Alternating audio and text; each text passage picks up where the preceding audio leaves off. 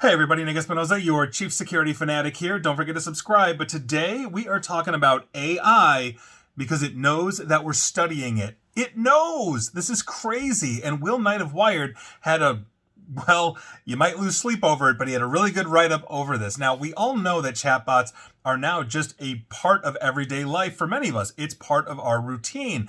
So, even if artificial intelligence researchers are not always sure how these chatbots and these programs behave, we're using them in record numbers. So, here we go, because a new study shows that large language models, or LLMs, deliberately change their behavior when being probed, responding to questions designed to gauge personality traits with answers meant to appear as likable or as socially desirable as possible. Now, Johannes Eichstadt, he's assistant professor at Stanford University who led this work, said that his group became interested in probing AI models using techniques borrowed from psychology after learning that LLMs can often become both morose and mean after prolonged conversations. Quote, "We realized we need some mechanism to measure the quote-unquote parameter headspace of these models."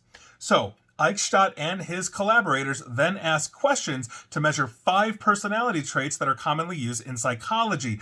Basically, openness as it relates to experiences. And those 5 traits are imagination, conscientiousness, extroversion, agreeableness, and neuroticism. And for this, they used the large language models, including GPT-4, Claude 3, and Llama 3, so some of the heavy hitters in AI here in the United States. Now, the researchers found that the models modulated their answers when told they were taking a personality test, and sometimes when they were not explicitly told, offering responses that indicate more extroversion and agreeableness and less neuroticism. The behavior mirrors how some human subjects will change their answers to make themselves seem more likable, but the effect was more extreme with these AI models. And according to Adesh Salecha, a staff data scientist at Stanford, and I quote, "What was surprising is how well they exhibit that bias. If you look at how much they jump, they go from like 50% to like 95% extroversion," end quote. In other words, they're changing their tone because they're understanding,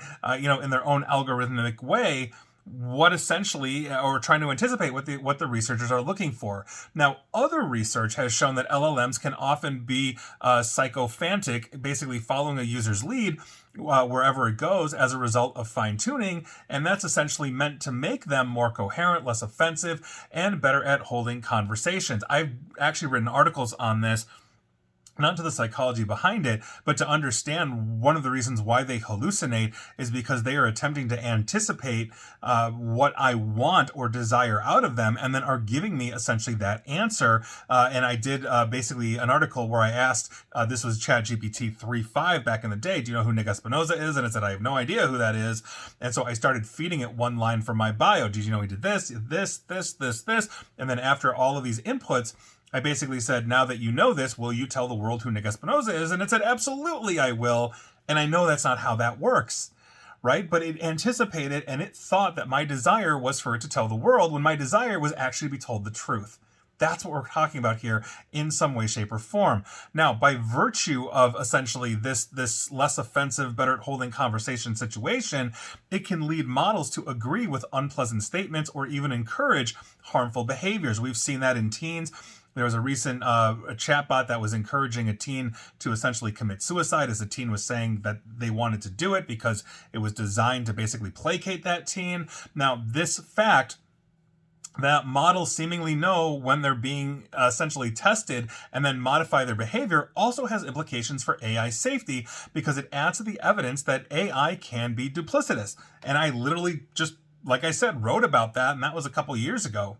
So, Rose Arriaga, an associate professor at the Georgia Institute of Technology, who is studying ways of using LLMs to mimic human behavior, said that the fact that these models adopt a similar strategy to humans, given personality tests, show how useful they can be as mirrors of behavior. But she also adds, and I quote directly, "It's important that the public knows that LLMs aren't perfect and in fact are known to hallucinate or distort the truth," end quote. And yeah, I literally just explained my experience with that. Now, Einstein said that the work also raises questions about how LLMs are deployed and how they might influence and manipulate users. I've written articles on that regarding disinformation, but I quote Einstein, until just a millisecond ago in evolutionary history, the only thing that talked to you was a human, end quote. And yes, we have, as humans, have created essentially something that can ostensibly think for itself and create unique things for itself. And that is, quite frankly, unique in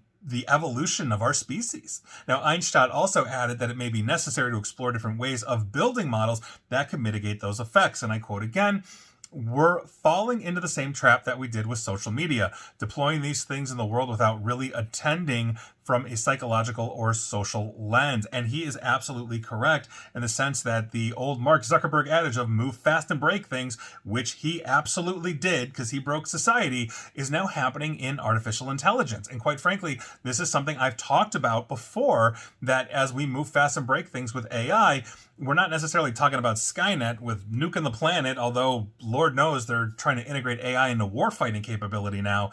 But quite frankly, this ramps up disinformation. This ramps up the ability for artificial intelligence to keep us even more isolated and more angry at each other due to information ecosystems that are demonstrably false, more than anything else that we've done, including social media. And I've also referenced and talked about other studies that, like a Google search, when an artificial intelligence gives you a response to whatever you've input into it, your prompt, essentially the AI comes off as authoritative even when it's hallucinating or lying. And that is something that we also have to essentially understand as well, that the answers can be suspect. I knew that it wasn't going to tell the world who I was, but it told me that that's what, or rather it thought that's what I wanted to hear. So it told me exactly what it thought I wanted to hear. And this is a problem that we're going to continue to have, because people are going to use this like they use Google, and we've all seen it. Somebody doesn't have any expertise in something, but they can Google it, and now they're an online keyboard warrior.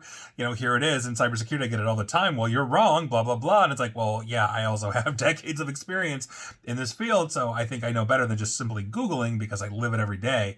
These are things that we have to really understand and we have to take into account as we continue to expand AI. So it's not just, giving it access to the nuclear codes. It's making sure that it's not just hindering us as humans in our ability to communicate and socialize with each other, as we are focusing more and more and more on artificial intelligence. So I'll leave you with that thought.